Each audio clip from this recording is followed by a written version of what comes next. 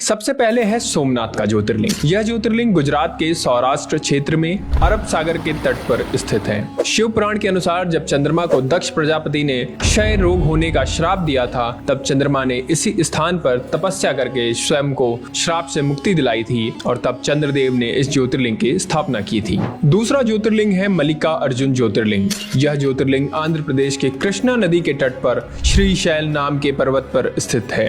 इस ज्योतिर्लिंग का महत्व भगवान शिव के कैलाश पर्वत के समान माना जाता है, क्योंकि कैलाश पर्वत पर जाना श्रद्धालुओं के लिए अत्यंत मुश्किल है, इसलिए इस ज्योतिर्लिंग का महत्व और बढ़ जाता है। और अब बात करते हैं तीसरे ज्योतिर्लिंग की। इस ज्योतिर्लिंग का नाम है महाकालेश्वर ज्योतिर्लिंग। यह प्रसिद्ध ज्योतिर्लिंग मध्य प्रदेश के उज्जैन में शिप्रा नदी के किनारे स्थित है। इस ज्योतिर्लिंग की विशेषता है कि यह एकमात्र दक्षिण मुखी ज्योतिर्लिंग है। मान्यता है कि यहाँ पर पूजा अर्चना करने से उम्र बढ़ जाती है और सभी प्रकार के संकट टल जाते हैं। चौथा ज्योतिर्लिंग है ओमकारेश्वर ज्योतिर्लिंग। यह ज्योतिर्लिंग मध्य प्रदेश के प्रसिद्ध शहर इंदौर के पास स्थित है। जिस स्थान पर ज्योतिर्लिंग है उस स्थान पर नर्मदा नदी बहती है और यह नदी चारों ओर बहती है, जिसमें यहाँ ओम का आकार बनता है, इसलिए इसे ओमकारेश्वर के नाम से जाना जाता है। मान्यता है कि तीर्थयात्री सभी तीर्थों से जल लाकर ओमकारेश्वर में अर्पित करते हैं और तभी उनके सारे तीर्थ पूरे माने जाते हैं। पांचवा है केदारनाथ ज्योतिर्लिंग।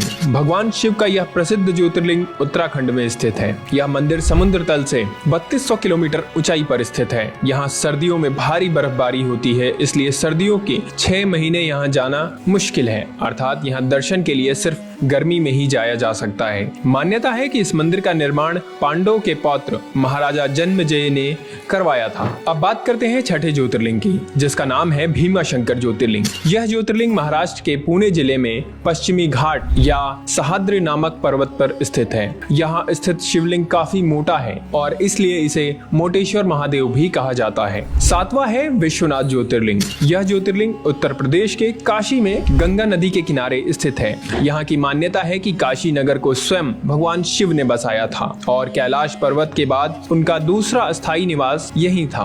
कहा यह भी जाता है कि काशी भगवान शिव के त्रिशूल पर टिका हुआ है और माना जाता है कि जिस जगह ज्योतिर्लिंग स्थित है वो जगह कभी भी लुप्त नहीं होती और सदियों से वैसी की वैसी स्थापित है। कहते हैं जो भक्त इस शहर में आकर भगवान शिव की पूजा करते हैं उन्हें हर तरह के पाप से मुक्ति मिल जाती है। आठवां ज्योतिर्लिंग है त्र्यंबकेश्वर ज्योतिर्लिंग। यह ज्योतिर्लिंग गोदावरी नदी के किनारे महाराष्ट्र राज्य के नासिक जिले में स्थित है। कहा जाता है कि गौतम ऋषि और गोदावरी नदी के बुलाने पर भगवान शिव को इस ज्योतिर्लिंग में आकर बसना पड़ा था। इस ज्योतिर्लिंग की सबसे खास बात यह है कि यहाँ ब्रह्मा, विष्णु और महेश तीनों ही विराजित हैं, जबकि अन्य सभी ज्योतिर्लिंग में केवल भगवान शिव ही विराजित हैं। अब बात करते हैं 9वें ज्योतिर्लिंग की, जिसका नाम है वैद्यनाथ ज्योतिर्लिंग। यह ज्योतिर्लिंग झारखंड राज्य के देवघर में विराजमान है। मान्यता है कि इसे लंकापति रावण ने स्थापित किया था। दरअसल इस शिवलिंग को रावण ने अपने 9 सिरों की भेंट चढ़ाकर भगवान शिव से वरदान मांगा था। 10वां ज्योतिर्लिंग है नागेश्वर ज्योतिर्लिंग। यह ज्योतिर्लिंग गुजरात के बडोदरा क्षेत्र में गोमती द्वारका के पास स्थित है।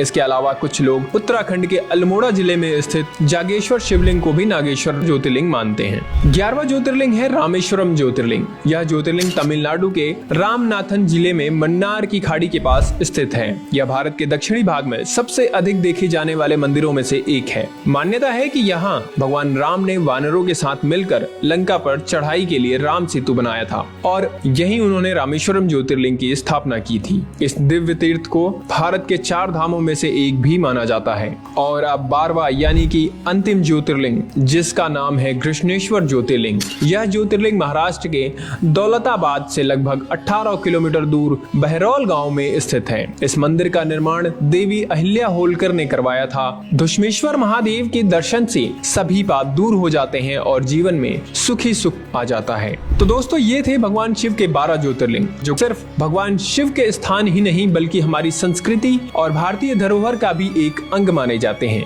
इसलिए अगर आपको वीडियो अच्छी लगी हो तो हमारे चैनल को सब्सक्राइब करें और हमारे फेसबुक पेज को फॉलो करना ना भूलें। वीडियो को लाइक करें और इसे शेयर करें, क्योंकि हम आपके लिए इसी तरह के और भी वीडियोस लाते रहेंगे। तो मिलते हैं आपसे अगली वीडियो में, तब तक के लिए हर हर महादेव।